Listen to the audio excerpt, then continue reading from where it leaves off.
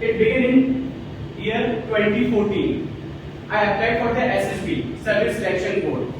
So I went from Jaipur to Prayagraj, either it was called as Allahabad, for the exam to become an IAS officer. When I reached there, I saw thousands of people who was there for that exam. On the first day, they gathered 50 to 20 students in a room, shown an image and asked us to do impromptu speaking to test our presence of mind and creativity. On that day, 90% of people got disqualified and went back to their homes. I was selected. It was 5 days interview and called as Asia's toughest interview. On the other days, the exams was like aptitude test, reasoning test, and physical test like group and solo. And on the last day, we called inside a room, and there were like 15 to 20 army officers sitting in front of us, and they asked like rapid fire questions to us.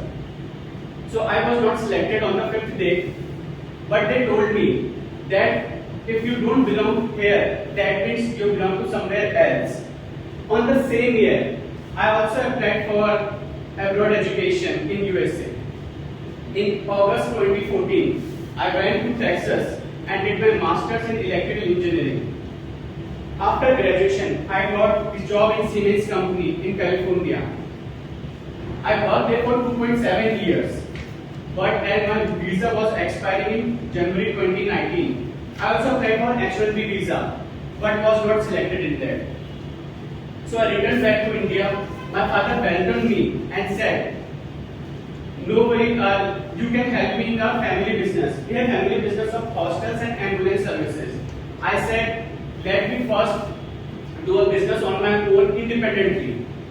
But they insisted me to get married. So I got married in 2019, and before starting a business, I went to Berlin, Germany to further masters in corporate management to gain my business skills. So I also applied for visa for my wife, but they rejected like 3 times. So in 1.5 years, I graduated, then I got the job, and I also opened a consultancy business in Berlin. But at that time, I applied for the 3rd visa, and my wife was crying. However, every 6 months I used to visit India. But at that moment, I thought that okay, no, family is first. So even I had the work visa, had the job, opened a startup since 2 months. So I came to India. Then I opened my first startup in India, a consultancy and language institute. But I ran this for 11 months, only getting the losses. On the 11th month, I shut down this business. Again, after 2 months, I opened a new startup.